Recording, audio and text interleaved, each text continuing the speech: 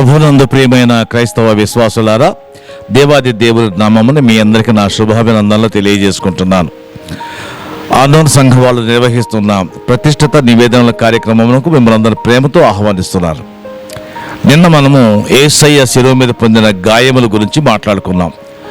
ఆయన గాయములు మొత్తము 5 రకాల గాయములుగా వర్గీకరించబడ్డాయి. మొదటి గాయము బొప్పిగట్టు గాయము లేదా వాచిపోయే గాయము నిన్న మనం మాట్లాడుకున్నాం. ఈరోజు 2వ రకం గాయాన్ని ప్లాన్ చేసుకుందాము. దాని గాయముల పేరు గుచ్చుకుపోవు గాయములు. గుచ్చుకుపోవు గాయములంటే పైనుంచి మనం గాయం చేస్తే ఒక మేకు కొడితే ఆ మేకు ఆ లోపలికి వెళ్ళి ఆగిపోయింది. దాన్ని గుచ్చుకుపోవు గాయములంట. మన మెళ్ళల్లో కూడా మనం వాడే మేకులు లోపల గుచ్చుకుపోతాయి, బయటికి రావు. అలా గుచ్చుకుపోయే గాయాలను మనము యేసయ్య దేహం మీద చూడవచ్చు. అది మరి ముఖ్యంగా ముళ్ళ కిరీటంలో ఆ భాగాన్ని మనం జ్ఞాపకం చేసుకుందాం. మత్తయి సువార్త 27వ అధ్యాయము 29వ వచనంలో ఆ మాట చూద్దాం. మత్తయి సువార్త 27:29లో గుచ్చుకుపోయే గాయం గురించి మాట్లాడుకుందాం. ముళ్ళ కిరీటమును అల్లి ఆయన తలకు పెట్టి ఒక రెల్లు ఆయన కుడి చేతిలో ఉంచి ఆయన ఎదుట మోకాళ్ళుని, యూదుల రాజా నీకు శుభమని చెప్పి ఆయనను అపహసించారు. జ్ఞాపకం చేసుకుందాం.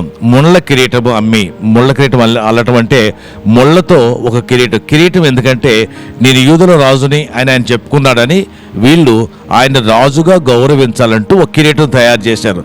ఆ కిరీటం హింసాత్మకమైన కిరీటము, ముళ్ళతో అల్లిన కిరీటము.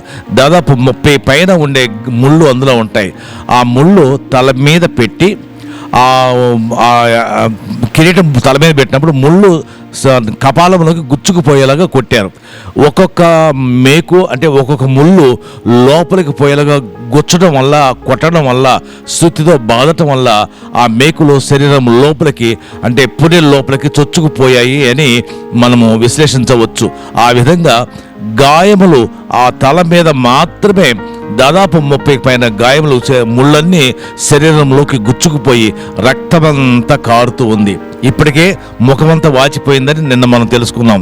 వాచిపోయిన ముఖం మీద విచిత్రమైన ఆ రక్తమంతా కారటం వల్ల మనిషి రూపము, స్వరూపము, సొగసైన రూపము కనపడటం లేదు.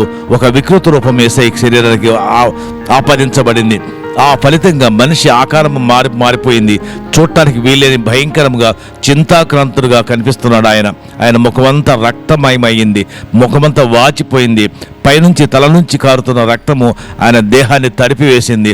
ఆయన అంత బాధలో, దుఃఖములో ప్రపంచాన్ని చూస్తూ తన శిలువలో మన కోసం ఆయన పడుతున్న శ్రమని జ్ఞాపకం చేసుకుని సహించాలి కాబట్టి, భరించాలి కాబట్టి, ఇది తండ్రి అనాది సంకల్పము కాబట్టి నీ కోసం, నా కోసం, నా పాపాల కోసం యేసయ్య శిలువలో మరణించాడు. ఆ గాయముల బాధ అనుభవించాడు ప్రభు. మరి కాబట్టి జ్ఞాపకం చేసుకుందాం, ఇట్టి భయంకరమైన శ్రమలో యేసయ్య నీ కోసమే కదా అనుభవించింది. ఒక్కసారి సహోదరుడు జ్ఞాపకం చేసుకో. ఆయన బాధను, ఆయన ముళ్ళ బాధను, ఆయన గుచ్చుకుపో శరీర గాయాలు జ్ఞాపకం చేసుకుని, ఆయన మన కోసం పడిన శ్రమను జ్ఞాపకం చేసుకుని ఆయనకు మనం నిండు మనస్ఫూర్తిగా వందనాలు చెల్లిద్దాం. ఇట్టి మాటలు దేవుడు మన వెనుకడిలో ఆశీర్వదించును గాక. ఆమేన్.